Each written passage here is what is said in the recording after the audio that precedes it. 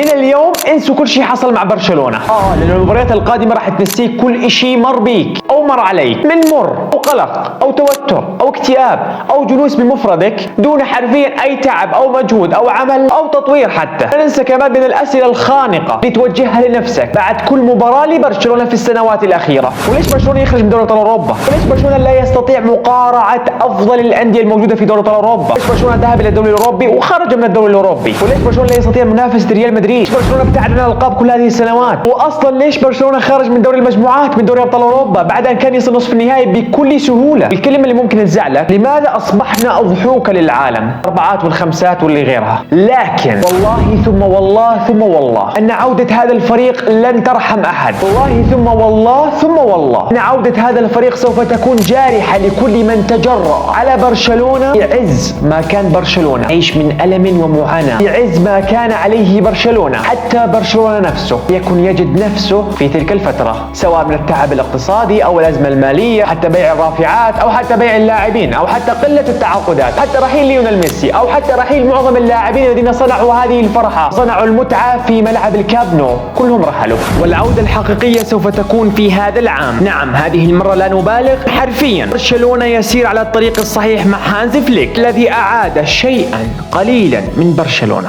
نعم، شيء قليل. من تابع برشلونة من السنوات الماضية ومن سنوات المتعة الكروية اللي قدمها عارف بالضبط ايش قاعد احكي. لما اقول لك شيء قليل، شيء قليل من اللي انت شفته، بس تخيل لما اقول لك شيء قليل، يعني شو اللي كان يعمله وقت برشلونة في السنوات المتعة. الكل ينادي على هذا النادي لأنه المتعة هو المتطلب الأساسي لكي تتابع كرة القدم. الأيام القادمة هي أيام النسيان الجميل، الأيام اللي راح تحس فيها حرفيا في كل مباراة أن هذا هو الفريق الذي شجعته لأجل المتعة الكبيرة اللي كان يقدمها في أرضية الميدان. لا أبالغ لا أبالغ، مثل ما أقول لكم دائما بأن كل مباراة أحكم على نفسها. اللي عمله برشلونة في بايرن ميونخ يحتاج لقصص وروايات كثيرة حتى يروى ما حدث في هذه المباراة. مثل ما احنا متعودين دائما، خلينا ننتقل إلى قصة الشوط الأول وقصة الشوط الثاني من الأحداث الكروية المميزة لانتقام تاريخي وفوز تاريخي، فوز طال انتظاره. والصورة هذه الصورة التي انتظرها ملايين من جماهير برشلونة، الصورة الآن تحققت في هذا الموسم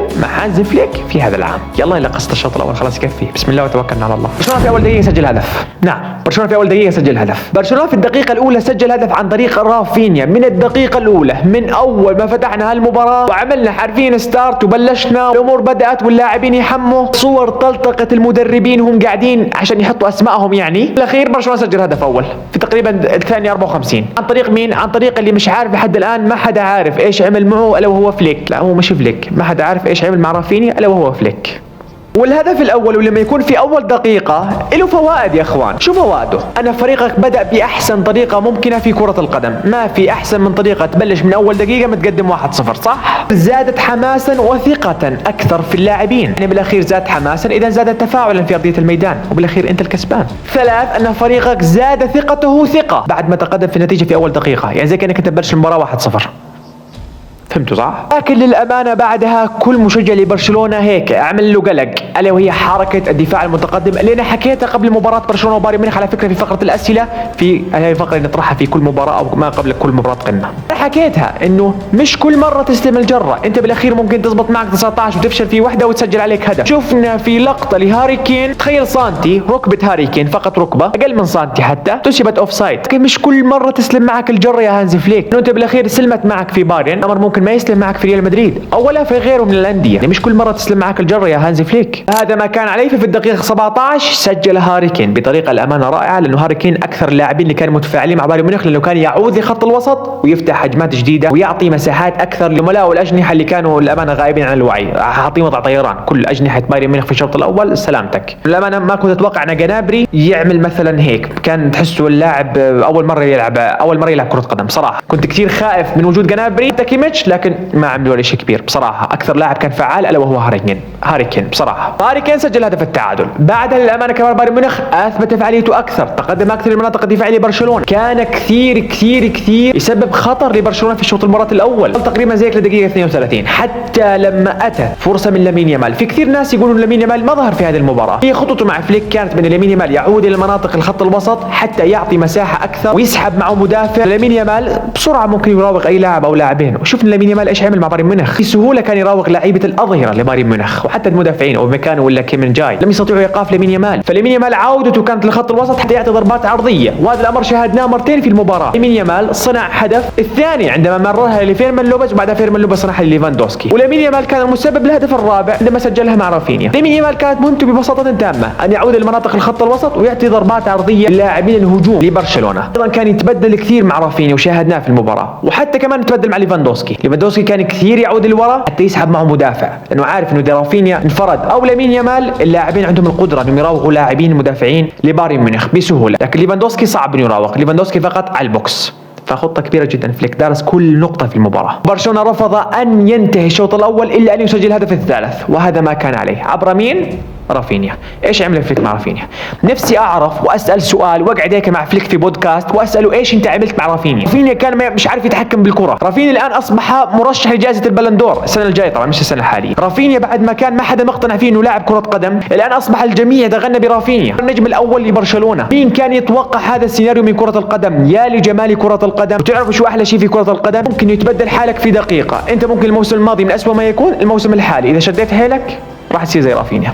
صح. الشوط الثاني لاحظت ملاحظات كثيرة جدا، بانه حرفيا في الشوط الثاني كثير خفت موضوع التقدم الدفاعي، فممكن حس فليك بالخطر شوي، ولكن كان يعتمد ليس بكثرة الشوط الاول. حرفيا حس بانه ممكن كومباني في غرفة الملابس انه يعطيهم بعض التعليمات، بعض الخطط الاخرى او الخطط البديلة اللي ممكن انهم يستطيعوا تفادي مصيدة التسلل لبرشلونة، لكن فليك كان اصحى، ما عمل مصيدة التسلل او قللها كثير. اول 10 دقائق فقط برشلونه كان فعال واستطاع التسجيل من تمريره سحريه من لامين يامال، ولكن شوفوا كنترول رافينيا. فيش اي لاعب الا اللاعبين البارزين جدا اللي يستطيع يعمل لك كنترول بصدره، صعب خصوصا مع كره لامين يامال اللي ما كان سهل جدا انك تتعامل معها وتعمل معها كنترول، وفي مباراه كبيره مثل بايرن ميونخ لكن تعمل فيها كنترول ومن بعد منتصف الملعب بقليل وتسجل هدف على نوير افضل حراس المرمى في تاريخ كره القدم. عند مشروع نجم كبير قادم بقوه الى كره القدم. ايش عمل فليك مع رافينيا؟ لحد الان مش عارف. قديش هذا السؤال قاعد اطرحه من بدايه الموسم، صرت عامل تقريبا اكثر من 13 حلقه لبرشلونه قصص مباريات برشلونه، لحد هذه اللحظه مش قادر الاقي سر اللي عمله فليك مع رافينيا، لكن اللي انا حكيته او اللي توصلت له بانه رافينيا كان فقط محتاج للثقه. الثقه مش فقط انك تحطه في التشكيله الاساسيه، لا، الثقه لها كثير جوانب. الجانب الاول